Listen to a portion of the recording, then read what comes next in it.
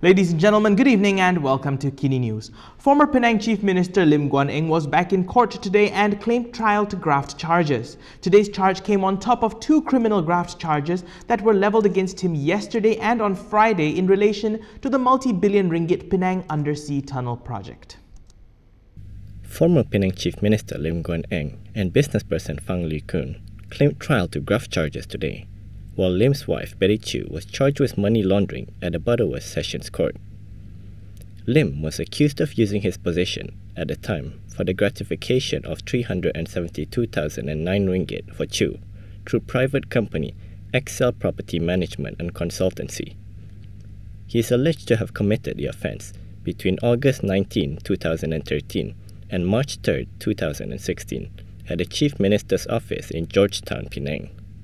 Phang is charged with abetting Lim in committing the offence at the same place and date. They pleaded not guilty to the charges. Meanwhile, Chew pleaded not guilty to 3 counts of money laundering in relation to her alleged involvement with Excel Property Management and Consultancy. After the hearing today, Lim and his wife thanked their supporters and vowed to continue fighting the charges. They are unable to show that we have in our possession any corruption money. Yesterday I was charged on this 3.3 million, but where is the corruption money? They couldn't show, they never asked me. So where is the corruption when there's no corruption money found in my possession or in my bank account? Today now there's another charge. This is not on me, but involving legal fees my wife obtained as a lawyer.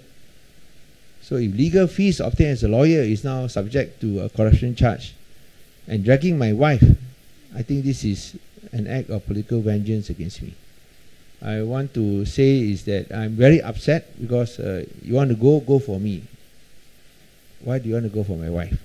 And most important of all, that company involved did not get the project. There was a re-tender where another company was awarded. So I think this is baseless, politically motivated. Finance Minister Tengku Zafrul Abdul Aziz has defended the appointment of politicians to statutory bodies and government-linked companies or GLCs. This was his response in a parliamentary reply. Finance Minister Tengku Zafrul Abdul Aziz has defended the appointment of politicians to statutory bodies and government-linked companies. In a parliamentary reply on August 6 to Kota Kinabalu MP Chang Foong Hin, he said the move helped provide check and balance and ensured firms operated as per the government's aspirations. Chan had asked for a list of political appointments, their salary, plus justifications for their selection. Tengku Zafrul said 15 politicians, including MPs, state assembly persons, senators, and party members, had been appointed to the Ministry of Finance Incorporated companies, while only 2 politicians were appointed to statutory bodies parked under the ministry.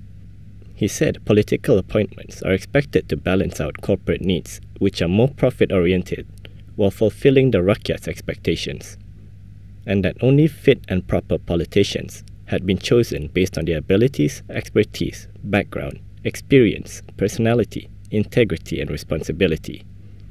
He added that appointments were also done based on what companies needed to enable the board of directors to operate at an optimum level. Tengku Zafrul also provided a list of political appointments. However, he declined to disclose their salaries. He said, allowances and incentives are different based on the financial capabilities of each company, and specific information could be obtained from audited financial statements filed with the company's commissions. Now let's take a look at Malaysia's latest COVID-19 situation. The Health Ministry reported 9 new cases today. Malaysia recorded 9 new COVID-19 cases today, 5 of which are imported and 4 from local transmissions. According to Health Ministry Director General Dr. Noor Hisham Abdullah, the 4 local transmissions involved foreigners. 3 were detected from the Bukit Jalil Immigration Depot in Kuala Lumpur, and 1 from a referral screening at the Queen Elizabeth Hospital in Sabah. There were no locally transmitted cases involving Malaysians. Of the 5 import cases today, 3 involved Malaysians and 2 were from foreigners. The 3 Malaysians returned from New Zealand, Singapore, and Japan. The other 2 import cases involved a foreigner coming in from Pakistan and 1 from India. In a statement, Nur Hisham said that as of noon today, there are 169 persons being treated for COVID-19. 2 patients were in intensive care. However, none of the patients required ventilator support. He added that there were no new COVID-19 cases reported today in the Sivaganga cluster in Kedah and Kurau cluster in Perak. It is almost every day that we hear the term Standard Operating Procedures or SOPs when it comes to the conversation about the new normal. As Malaysians get used to living under the Recovery Movement Control Order or RMCO, some have aired their grievances with how our SOPs enforcement may have double standards. Since the March of 2020, the government has been continuously rolling out new standard operating procedures and measures to contain the spread of the COVID-19 pandemic in Malaysia. On the 17th of June, the government announced that under the Recovery Movement Control Order or RMCO, there is no restriction on the number of patrons allowed to sit at a table when dining out at a restaurant, but they must practice social distancing. And to curb the possible spread of the pandemic following the relaxation of MCO restrictions, the government also imposed a new measure making face masks mandatory at crowded public places. So I think mandatory pakai face mask ni, I think it's very bagus lah, bagus. Saya tak perlulah sekarang ni, dah sekali dia dah cakap tu dah faham, bukan susah sangat. However, the announcement of these policies brought about some rather uncomfortable headlines. A student wept as he received a ticket at a train station for pulling down his mask for just a moment. A lady recounted how only certain people were given tickets at the same location while others got away. A family of 8 in Penang were compounded for not maintaining social distancing during a birthday celebration at a restaurant. At the same time, photos like these were also making their rounds on social media. Dewan Rakyat MPs dining shoulder to shoulder inside our parliament complex. Politicians attending functions without wearing masks and in close contact with other attendees. So do we actually need to maintain social distancing when dining? And who defines what a crowded public place is? Just how many people need to be present before a place is considered to be crowded? Tempat awam memang ada keliru lah, macam tempat lampangan itu, tempat lampang tak ada orang takkan nak kena juga kan.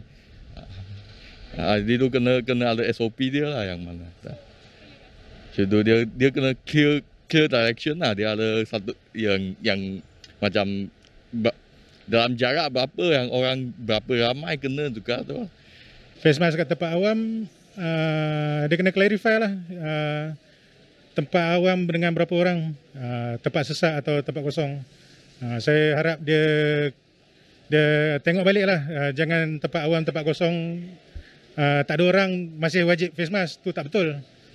On the 6th of August, Member of Parliament for Seputeh, Teresa Kok, posed this question in the Dewan Rakyat. Okey, kita pernah dengar yang kerajaan minta yang satu meja hanya 4 orang saja yang mesti ada berjarakan sosial. Tapi lepas tu kita juga baca yang mana sekarang 10 orang boleh duduk dalam satu meja. So, bila ia bertukar-tukar macam ini, orang di bawah sangat susah. Yang pegawai penguatkuasa kadang-kadang juga keliru juga. Mereka keluarkan kompaun begitu saja dan saya juga diberitahu oleh orang bawah ialah selalu mereka terpaksa bayar rasuah kepada pegawai penguatkuasa kerana yang guideline, yang arahan yang begitu tidak tentu ini. Jadi penjarakan fizikal maksudnya lebih pada 1 meter, sekurang-kurangnya penjarakan 1 meter. Sebenarnya untuk mengurangkan risiko. Kalaupun tak dapat nak protect 100%, at least kita kurangkan risiko droplet yang 1 meter tu. Judging by these answers, it seems that even if you travel to a restaurant with your family in a cramped car, you still need to maintain a 1 meter distance when you dine in at the restaurant, a protocol that these politicians did not observe. Until now, no one has properly defined what a crowded public place is, but for sure it is something that the Rakyat hopes that the government can be clear about. Still to come, Lebanon's Prime Minister has announced his government's resignation. And Cuba has reported a surge in new coronavirus cases. All this after the break.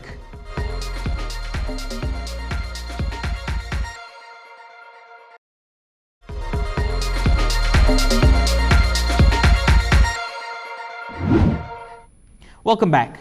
Lebanon's Prime Minister announced his government's resignation on Monday, saying that a huge explosion that devastated the capital and stirred public outrage was the result of endemic corruption.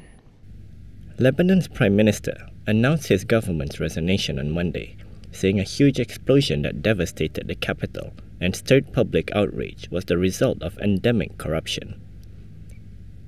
In a televised address, Prime Minister Hassan Diab said he backed calls by ordinary Lebanese for those responsible to be put on trial. He said those responsible should be ashamed because their actions had led to a catastrophe beyond description.